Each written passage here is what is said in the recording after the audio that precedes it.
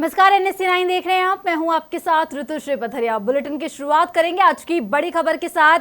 और बड़ी खबर आपको राजस्थान पुलिस से जुड़ी बता रहे हैं, जहां राजस्थान पुलिस का नया रिकॉर्ड सामने आया है। पत्रकार को बचाने में फेल, अब बचाव में भी पुलिस जो है फेल नजर आ रही है। जहां भाकरोटा थाने का कैसा है ये हाल, ये आपको बता देते हैं। जहां भाकरोटा SHO साहब को फुर्सत ही नहीं है कि वहां वह पत्रकार का ध्यान रख सके। साथ ही भाकरोटा थाने में SHO श्रीनिवास जांगिड़ का फोन अब स्विच ऑफ मोड पर आने लगा है। कुछ दिन पहले रैपिडो बाइक सवार ने महिला पत्रकार को जबरन गलत रास्ते लेकर जा रहा था, जहां महिला पत्रकार ने चीखकर अपनी मदद मांगी। आमजन ने उसको बचाया, वरना तो बड़ी अनहोनी हो सकती थी। बता दें कि पूरा मामला जयपुर के भाकरोटा का है। मामला राजस्थान पुलिस हेल्प डेस्क के माध्यम से तुरंत SHO को पता चल भी गया। इसके बावजूद SHO का फोन जो है स्विच ऑफ आ रहा है। कोई कार्रवाई नहीं की गई है। बड़े बड़े दावे जरूर किए गए, लेकिन उसके बाद इस पर कोई भी एक्शन नहीं लिया गया। बता दें SHO जिसके बाद से फोन ही नहीं उठा रहे हैं और अधिकारी बोल रहे हैं कि आप कौन हो, मैं आपको नहीं जानता हूं, मेरे पास समय नहीं है। मतलब कार्रवाई करने पर SHO द्वारा यह कहा जा रहा है कि आप कौन हैं और हमारे पास टाइम नहीं है कि हम इस पर कोई कार्रवाई कर सके। बता दें कि ये महिला पत्रकार थी और साथ ही जो मुख्यमंत्री भजनलाल शर्मा की कवरेज के लिए जा रही थी महिला पत्रकार। इस दौरान ये बड़ी अनहोनी उस दिन हो सकती थी, जिसके बाद महिला पत्रकार ने अपनी मदद के लिए वहां पे चीख पुकार करी। आसपास के लोगों ने उसकी मदद की और जिसके बाद जब ये शिकायत दर्ज कराई गई तो SHO ने साफ जो है मना कर दिया कि हम इस पर कोई भी कार्रवाई नहीं कर सकते। और उसके बाद उनका फोन जो है स्विच ऑफ आ रहा है, कोई कार्रवाई आगे नहीं की जा रही है।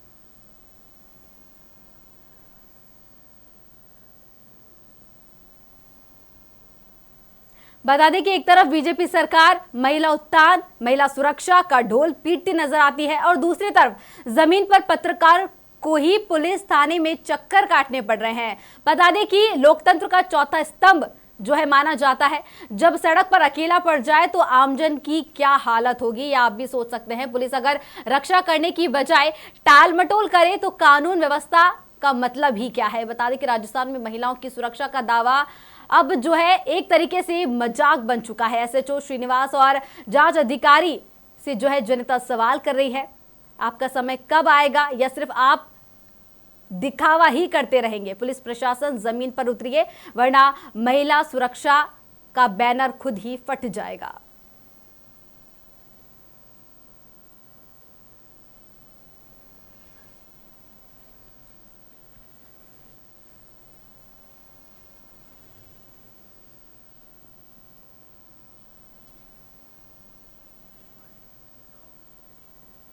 और अब बढ़ते अगली खबर की ओर। दिल्ली सरकार ने अपने कार्यकाल का 1 वर्ष सफलतापूर्वक पूर्ण करने पर जनता का आभार व्यक्त किया और व्यक्त करते हुए बीते वर्ष का रिपोर्ट कार्ड भी प्रस्तुत किया। मुख्यमंत्री ने अपनी कैबिनेट के साथियों के साथ राजधानी की जनता के सामने सरकार की उपलब्धियों और विकास कार्यों का विस्तृत विवरण रखा। उन्होंने कहा कि यह रिपोर्ट कार्ड केवल दस्तावेज नहीं, बल्कि 1 वर्ष के निरंतर परिश्रम, पारदर्शिता और परिवर्तन का प्रमाण है। सरकार ने स्पष्ट किया कि वह वादों और घोषणाओं की राजनीति में विश्वास नहीं करती, बल्कि परिणाम देने में भरोसा रखती है। पिछले 1 साल में दिल्ली को ठहराव की स्थिति से निकालकर विकास और गति की दिशा में आगे बढ़ाया गया है। प्रशासनिक कार्य प्रणाली में सुधार करते हुए कागज कम और काम ज्यादा के सिद्धांत को अपनाया गया है, जिससे कार्य संस्कृति में सकारात्मक बदलाव आया। साथ ही सरकार का कहना है कि उसने शासन को बहानों से समाधान की ओर मोड़ा है। विज्ञापनों की बजाय जमीनी स्तर पर विकास कार्यों की प्राथमिकता दी गई है। साथ ही शिक्षा, स्वास्थ्य, बुनियादी ढांचे और नागरिक सुविधाओं के क्षेत्रों में तेजी से काम करते हुए जनता को बेहतर सेवाएं देने का भी प्रयास किया है। मुख्यमंत्री ने कहा कि PM मोदी के मार्गदर्शन में विकसित भारत के संकल्प के साथ विकसित दिल्ली के निर्माण की दिशा में सरकार निरंतर कार्य कर रही है। उन्होंने भरोसा दिलाया है कि बीते 1 वर्ष की उपलब्धियां केवल शुरुआत है और आने वाले समय में विकास की रफ्तार और भी तेज होगी।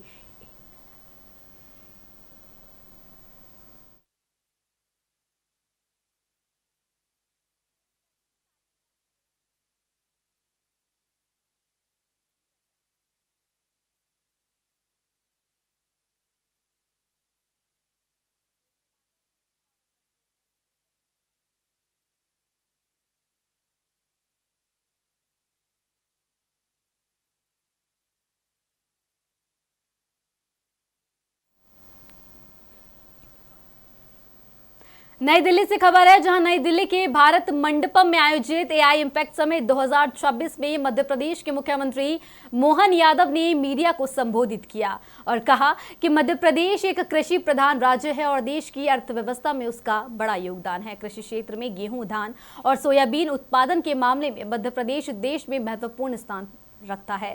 साथ ही उन्होंने कहा कि प्रधानमंत्री नरेंद्र मोदी के नेतृत्व में देश लगातार आगे बढ़ रहा है और मध्य प्रदेश में भी इसमें अपनी महत्वपूर्ण भूमिका निभा रहा है।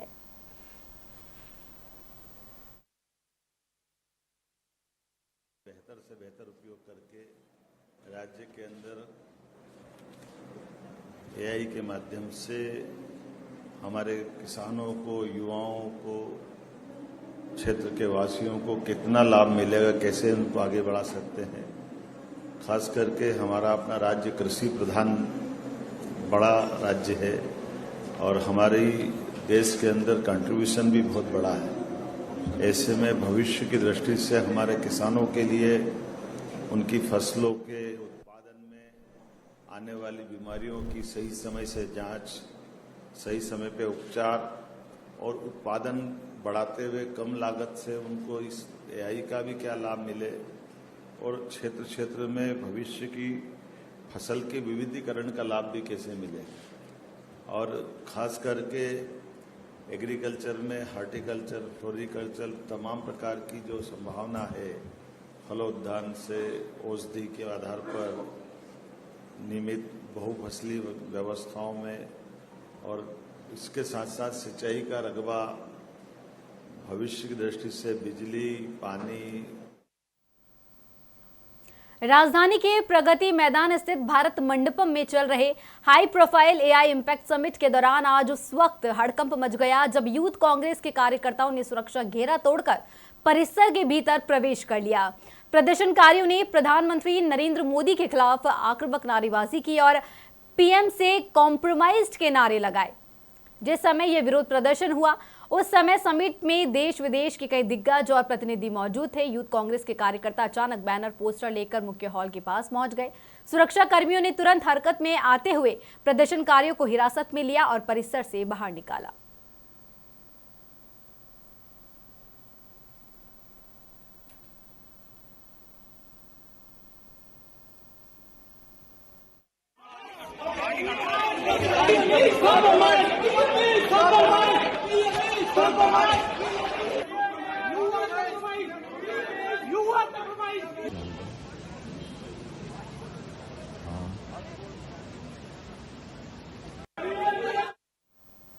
दिल्ली सरकार के 1 वर्ष पूर्ण होने के अवसर पर जहां राजधानी में भारतीय जनता पार्टी के कार्यकर्ताओं के बीच जश्न का माहौल देखने को मिला, वहीं आम आदमी पार्टी ने सरकार की कार्यशैली पर तीखा हमला बोला। मनीष सिसोदिया, जो आम आदमी पार्टी की राष्ट्रीय कार्यकारिणी के सदस्य हैं, उन्होंने सरकार पर कई गंभीर आरोप लगाए। उन्होंने कहा कि 1 साल का कार्यकाल उपलब्धियों से ज्यादा सवालों से घिरा हुआ है। उनके मुताबिक दिल्ली में विकास के दावों और जमीनी हकीकत में बड़ा अंतर है। पार्टी मुख्यालय में आयोजित प्रेस कॉन्फ्रेंस में सौरभ भारद्वाज और आम आदमी पार्टी विधायक कुलदीप कुमार भी मौजूद रहे। तीनों नेताओं ने मिलकर भाजपा सरकार की नीतियों, दिल्ली में कानून व्यवस्था की स्थिति और अन्य राजनीतिक मुद्दों पर विस्तार से चर्चा की। आप नेताओं ने आरोप लगाया कि राजधानी में कानून व्यवस्था लगातार बिगड़ रही है और आम जनता खुद को असुरक्षित महसूस कर रही है। उन्होंने कहा कि सरकार को प्रचार से ज्यादा जनता की बुनियादी समस्याओं पर ध्यान देना चाहिए। प्रेस कॉन्फ्रेंस के दौरान पार्टी ने सरकार से जवाबदेही तय करने और पारदर्शिता बरतने की मांग की।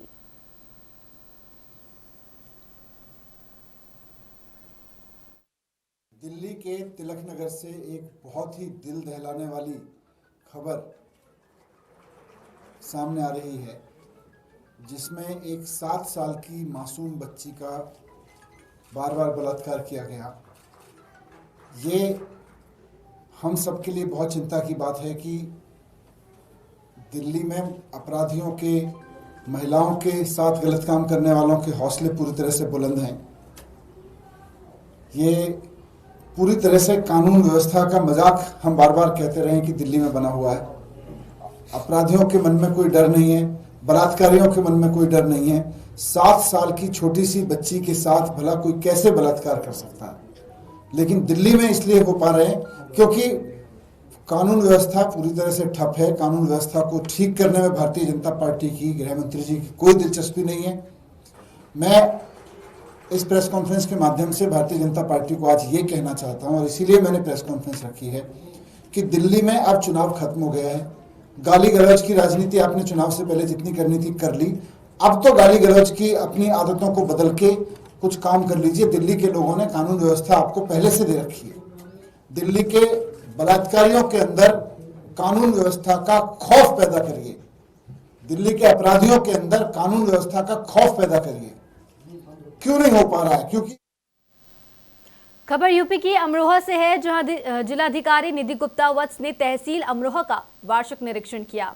न्यायालय तहसीलदार, न्यायालय नायब तहसीलदार, न्यायालय उपजिलाधिकारी, न्यायिक न्यायालय उपजिलाधिकारी, संग्रह अनुभाग, नजारत अनुभाग, कार्यालय राजस्व निरीक्षक का विस्तृत निरीक्षण किया।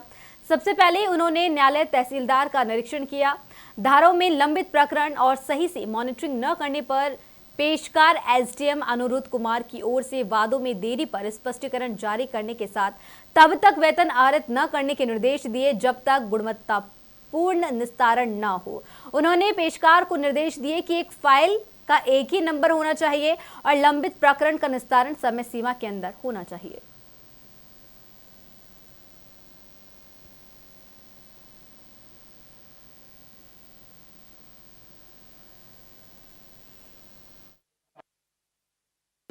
वाद पुराने हैं, उनको निस्तारित करने के लिए आवश्यक दिशा निर्देश दिए गए। कलेक्शन को बढ़ाने के लिए और सरकारी संपत्ति का हनन करने और अवैध कब्जा करने के खिलाफ वालों के खिलाफ कार्रवाई करने के निर्देश दिए गए। और साथ ही साथ जो इलेक्शन का कार्य चल रहा है उसको भी देखा गया और ये भी निर्देशित किया गया कि जितने भी फॉर्म्स में लॉजिकल डिस्क्रिपेंसी हो या नो मैपिंग वाले कार्यक्रम हैं, उन सारे फॉर्म्स को यथासंभव जल्दी से फीड करें। क्या खामियां पाई गई सदर तहसील? कुछ खामियां पाई गई, कुछ कोर्ट केसेस थे जो 5 साल से ज़्यादा लंबित भी थे, जिसमें रिपोर्ट्स भी नहीं आई थी, तो उसमें संबंधित लेखपाल के खिलाफ कार्रवाई करने के लिए निर्देशित किए गए हैं। और कुछ जो कोर्ट के कंप्लायंसेस हैं वो नहीं पाए गए हैं, तो उसको भी अति शीघ्र उसको निस्तारित करने के लिए बताया गया। विनियमित क्षेत्र में से फाइलें भी गायब हैं, एक दो उसे बताइए। विनियमित क्षेत्र में से गायब हैं फाइलें। अभी हमारे द्वारा तहसील का निरीक्षण करा गया है, विनियमित क्षेत्र का जब निरीक्षण करा जाएगा तो उसमें भी कार्रवाई की जाएगी। मैडम, सदर तहसील में एक ही पटल पर कई सालों से बाबू तैनात हैं, उनका क्या हाल नहीं? कन्नौज के मकरंद नगर स्थित अति प्राचीन सिद्धपीठ मां फूलमती देवी मंदिर में शिखर निर्माण के लिए चल रही खुदाई के दौरान एक प्राचीन कुआं निकलने से क्षेत्र में उत्साह और आस्था का माहौल है।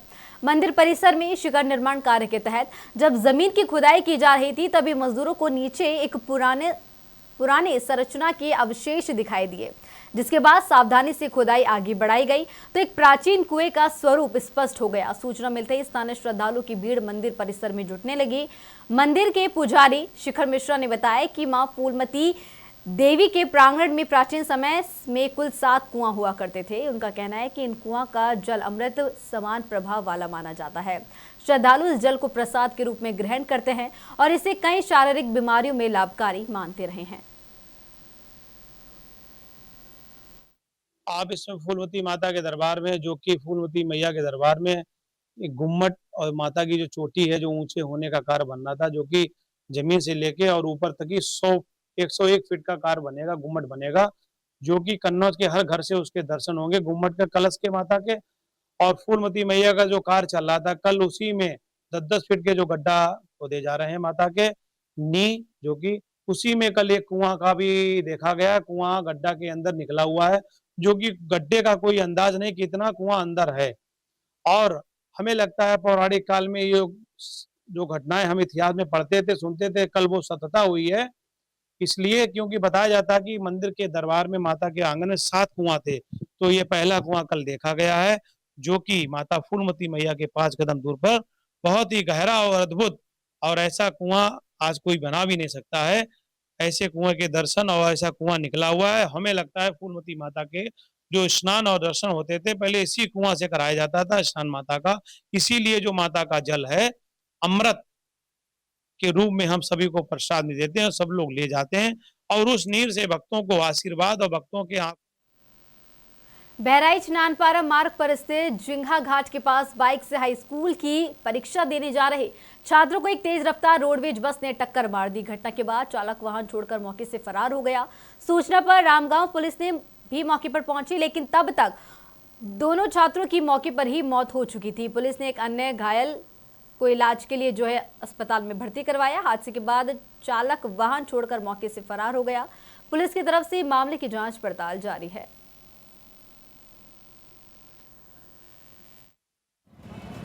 हमारा लड़का जाता है इम्तिहान में, तो ये जिंगा घाट पर एक्सीडेंट हो गया। कैसे हुआ एक्सीडेंट? किस जो है रोडवेज से भवा। क्या हाल है बच्चों का जो उसमें से जो है? बच्चा एक्सपायर हो गया। यूपी के सिवहारा चीनी मिल के कैन यार्ड में टोकन को लेकर दो ट्रक चालकों में विवाद हो गया, जिसके बाद एक ट्रक चालक ने चाकू से वार करते हुए दूसरे ट्रक चालक की हत्या कर दी। बता दें कि अलग अलग क्रय केंद्र से गन्ना भरकर ट्रक सिवहारा चीनी मिल में पहुंचे।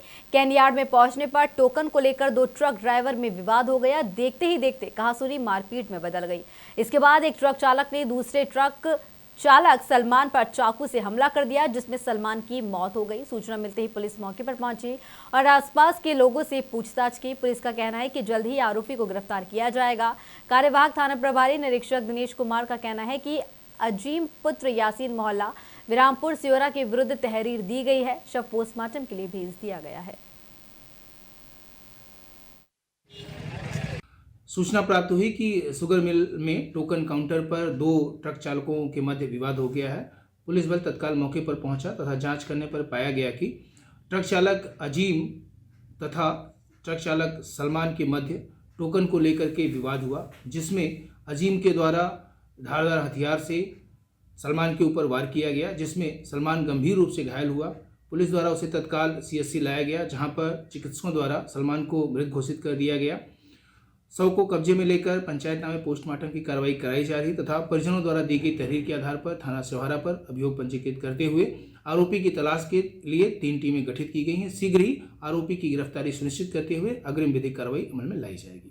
मैं खाना खाने के लिए आऊँगा और फिर उसके लिए खाने के लिए फ़ोन करा हमने, फ़ोन उसने उठाया नहीं है और फिर क्या नाम है, जब फ़ोन नहीं उठाया तो लगे भैया का नाम मोहम्मद सलमान था। कहाँ की घटना है ये? सिवारा मेल गेट पर पक्के प्लाट पर। कोई पुरानी रंजिश वगैरह इनकी? कोई रंजिश नहीं थी, कोई किसी से झगड़ा नहीं था। वो तो किसी से जाते ना बात रखे ना कुछ, बिल्कुल सही था। वो भी सीधा साधा था। वो तो सबसे बढ़िया घर में था वो लड़का, हमसे ही बढ़िया अच्छा है जितना। बस हम नमाज पढ़ने ले गए ऐसा कि तरावी पढ़ने जा रहे थे, लोग बाहर को निकले मस्जिद से बाहर, तो पता चला कि ऐसे तुम्हारे भैया तुम किसने चाकू आपको मार दिया और वो अस्पताल में है भर्ती।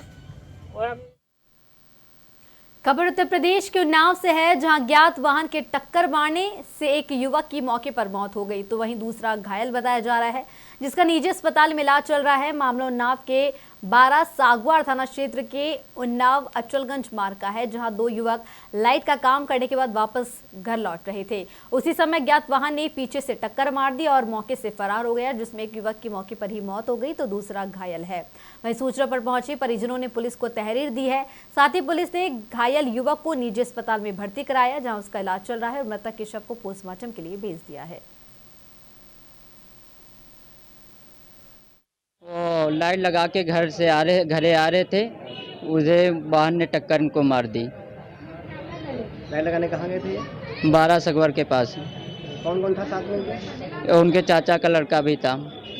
पैदल जा रहे थे? पैदल जा रहे थे, घर वापस आ रहे थे पैदल। टक्कर मारी कार ने, पकड़ी गई कार? नहीं पकड़ी गई है। युवक जो साथ में था वो घायल है? हाँ वो घायल है। कहाँ पे इलाज चल रहा है? उन्नाव में सरकारी अस्पताल में। क्या कार्रवाई चाहते हैं आगे की आप? हम सख्त कार्रवाई चाहते हैं कि उनको घर वालों को तो आराम से सब कुछ रहने को वो दें। ये मृतक की शादी हो गई थी? हाँ हो गई है। कितने साल हुए शादी को 3 साल हो गए। बच्चे नहीं हुए? अभी बच्चे नहीं हुई है। मृतक कितने भाई बहन थे? 3 भाई थे, 2 बहन। खबर धौलपुर से है, जहां रेलवे स्टेशन पर कूलियों की अनुपस्थिति यात्रियों के लिए बड़ी परेशानी बन गई है। भारी सामान लेकर प्लेटफॉर्म तक पहुंचना बुजुर्ग, विकलांग, महिलाएं और छोटे बच्चे वाले यात्रियों के लिए चुनौती बन गया है। स्टेशन के मुख्य द्वार से प्लेटफॉर्म तक पहुंचने के लिए फुट ओवर ब्रिज और 35 से 40 सीढ़ियां चढ़नी पड़ती है। लिफ्ट या एस्केलेटर की सुविधा न होने के कारण यात्रियों को अपने बैग और ट्रॉली हाथ या सिर पर उठाकर अपने कोच तक जाना पड़ता है। ट्रेन के समय कम होने पर यह समस्या और ज्यादा बढ़ जाती है, जिससे दुर्घटना का खतरा बन जाता है।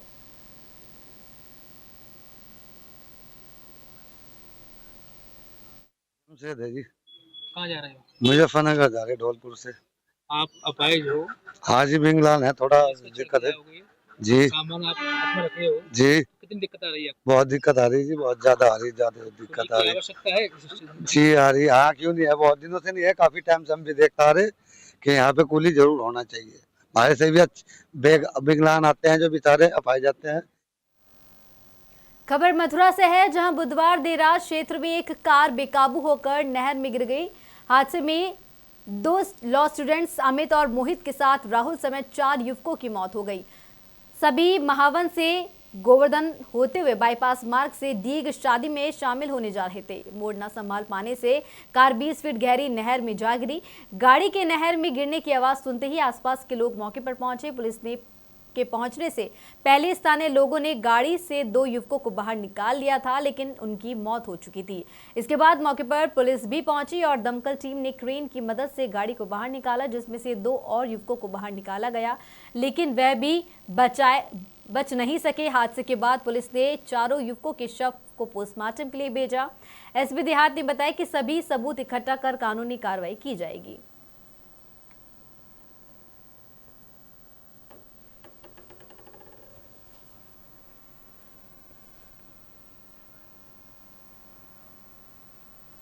तो बुलेटिन में फिलहाल के लिए इतना ही। मुझे दीजिए इजाजत। नमस्कार।